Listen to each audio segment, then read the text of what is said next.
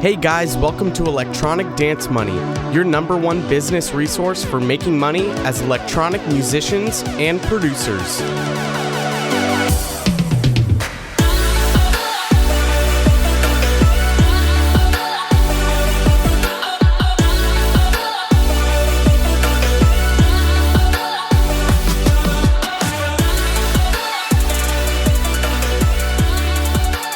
Hey guys, welcome back to another brand new episode of Electronic Dance Money. I'm your host, Christian Casito.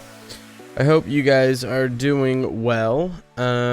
Before we get into today's episode, we are sponsored by myself, Envious Audio. Yeah, that's right, guys. If you don't know, I do mixing and mastering services. If you're struggling with a mix, because that is one of the most important parts of your track, if you've spent hours and hours producing, it can get killed by a terrible mix or even a terrible master. So if you're needing to get top quality mixes or top quality masters that are going to stand up to other tracks, help you get signed to record labels because the mix and master showcases your production skills, I can do that for you. Not only that, but with all of my clients, you've heard it in the past, we go through a needs discovery process. So what does that look like? Well, the first thing you do when you request a quote from me is I send you the proposal showing you everything that's included, what's not included, the time scale of getting the mix or master done, a little bit about me, and then the cost. When I send you that proposal, I also request to get you on a phone call with me, and it's basically a consultation call. It's a completely free consultation call. We go in and we discuss what are your goals personally and professionally, what is your biggest dream, where do you want to be at, are there any additional careers that you're interested in the industry, whether or not you want to self-release, release with a record label.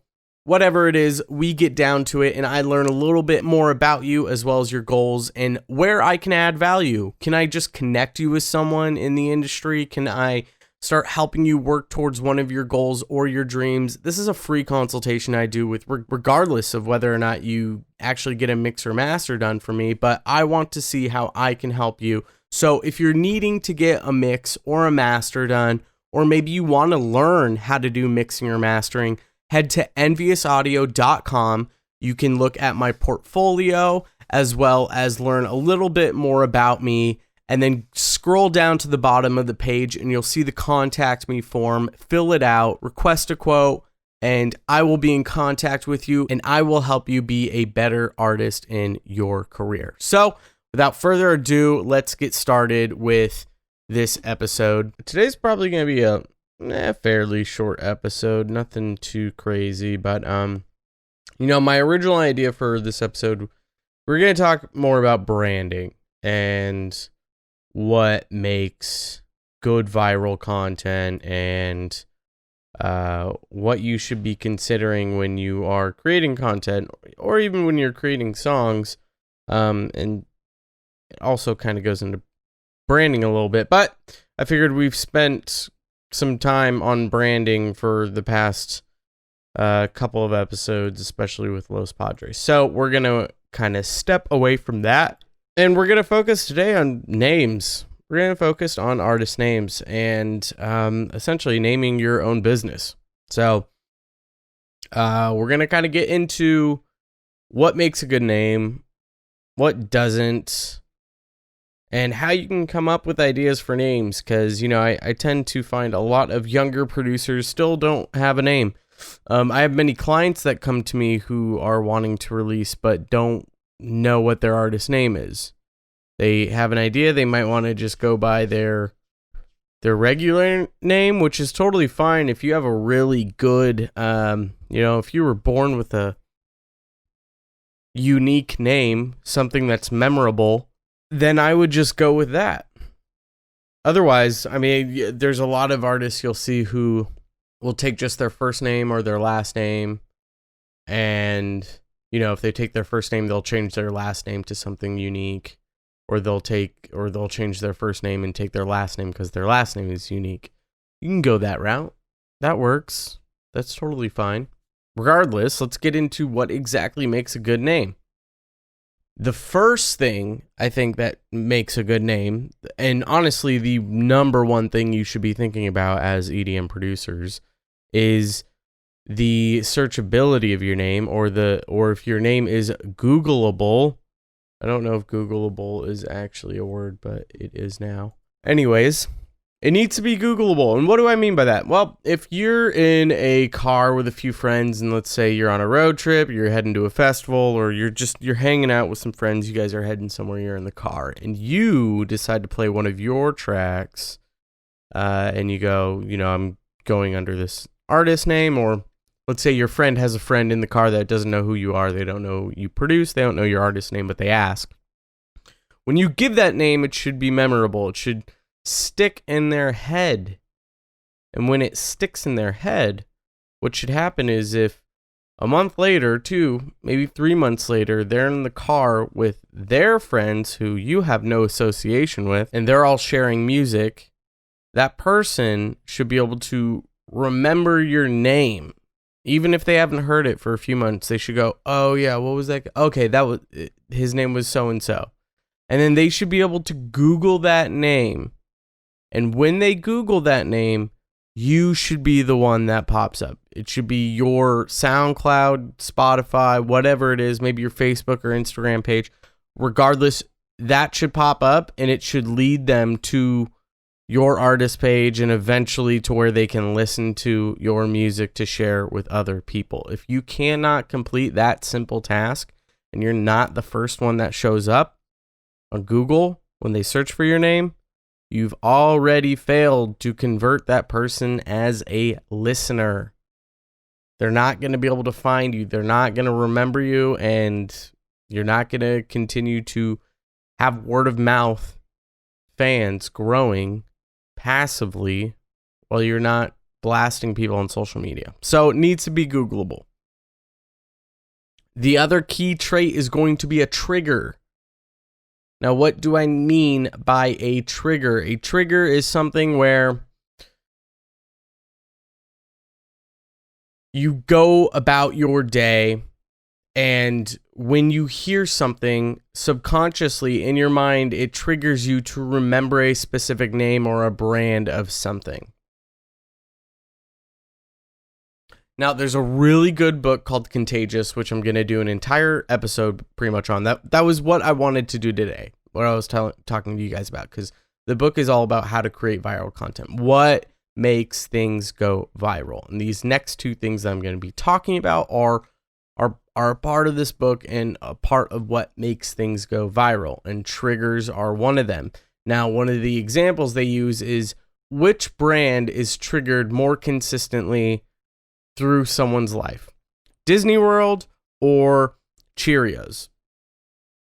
Now, I'm sure many of you listening are probably thinking, well, Disney World, because it's so much fun and awesome. And though you are correct in the sense that it's an immediate trigger where when someone goes to Disney World, that's all they talk about for about a week or 2 afterwards. But after that, those couple of weeks, they get put back in normal life. Those memories kind of fade and go into the background, and they're not consistently sharing it as often.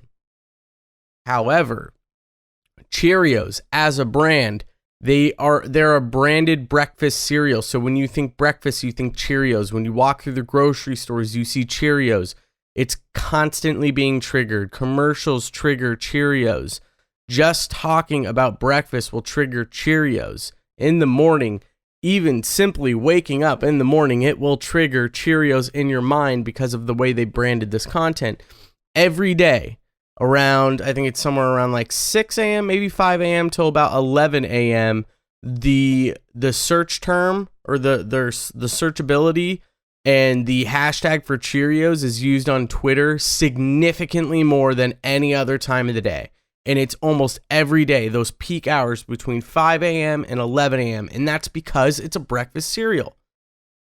When people are eating their Cheerios, they want to tell other people about how they're eating their Cheerios. On Instagram, they'll take a picture of their Cheerios, they'll tag Cheerios because they're eating breakfast. So this is what I'm talking about with a trigger. If you can come up with a name that has a good trigger to it, You know, someone I can easily think of is like Ill Gates. Ill Gates is a really good triggering name because just hearing the name Bill Gates will remind you of Ill Gates, and vice versa. If you hear Ill Gates, you're reminded of Bill Gates. So this is very high triggering name. If you can think of high triggering names where when people say your name, subconsciously they'll get reminded of you, that means you'll stay top of mind. Your music will get played more by that person and shared more by that person. You need to remind people of you. Even when you're not promoting, they should be remembering who you are. Now, the third part of a good name is going to be if you can draw emotion. Now, the emotion needs to be a high arousal, mind arousal emotion. What do I mean by that? Well, sadness is a low arousal emotion. Anger is a high one. Humor is a high one. Excitement is a high one. These things that really get you going. Think of clickbait articles, clickbait titles. You see something like a BuzzFeed article that will have some sort of headline that triggers you to click on it because it incites some sort of anger, frustration, or disbelief. And a lot of the times those will get shared and people won't read the article. When you read into the article, it has nothing to do with the headline. It's clickbait. It gets people to share just the headline. It's high shareability when you can draw an emotion. Think of Excision. Excision brings this grungy, gritty, just aggressive. It's an aggressive name. So you know the music is going to be aggressive. And it's a good shareable name. It's very Googleable. There's not necessarily any high triggers in that name. But, you know, I think when you think dubstep, if you're not, I mean, Skrillex is another good one. That drives kind of the same sort of emotion. But when you think dirty, aggressive dubstep, I guarantee it's either Skrillex or Excision that you're kind of initially going to as far as mainstream goes. Above and Beyond draws this very happy emotion, which is very, it's ingrained in the name. This emotion is ingrained in it. I think Cosmic Gate is another one. That's a trance name. Cosmic Gate is a trance name. Remember, when you're picking a good name, the bare minimum, it needs to be Googleable. A trigger is not necessarily needed. It's more of a added bonus. And then pretty much same with an emotion. I would either go for a trigger or an emotion. You don't necessarily have to have both, but it has to be Googleable. It needs to be memorable and searchable. And then at the bare minimum, either choose a trigger or an emotion. If you can draw either one of those, then you're set. I'll actually add on to that a little bit, to a little caveat there with a fourth section for what is in a good name. And I would say that it makes sense. When you hear the name, it makes sense, especially for the genre you're in. When you hear Excision, and when you hear the name Excision, and then you listen to Excision's music, you go, yeah, that sounds like that name. When you listen to Cosmic Gate, you go, yep, that sounds like that name. You can't necessarily get that with... And I would actually say that this would draw to the imagination. This would be drawing to the imagination of what the name is. And when you go with someone's name, like let's take Thomas Gold, for instance, you don't necessarily draw that name to a specific genre. When you hear Gareth Emery's name, it's not necessarily drawing you to a specific genre. It's not until you hear his music that you can then represent that name with that brand or that genre. So sometimes it's not good to go with a name unless you have a good, like Gareth Emery, that's a very brandable name. That's a good name. It's a memorable name. Thomas Gold is a pretty memorable name.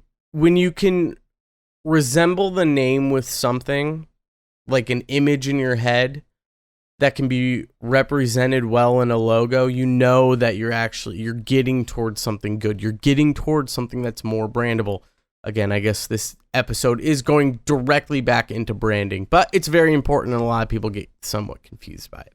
try to draw to the imagination as well, something that's unique, and it brings it invokes. If you can invoke a specific emotion, you can then usually resemble that in some sort of unique logo that's not like anyone else's, and it looks good. And again, brandable, it's shareable. So with those things in mind, how do we actually come up with a name? How I was taught was to write down for about 30 days. You want to write down about 5 to 10 names per day for 30 days. This will get you anywhere between 150 and 300 names. In there should be at least a handful that are good, that you can Google and nothing pops up, that invokes a specific emotion or possibly even triggers something, and you can draw to the imagination. When you just think of names, just write them down. Just you can start kind of randomly, but by the 30th day, you're writing down a lot more. You're coming up with probably a lot more than 5 to 10. So you don't restrict yourself. If you can write down 20, write down 20. The more you can get, the easier it will be to narrow down to what you like.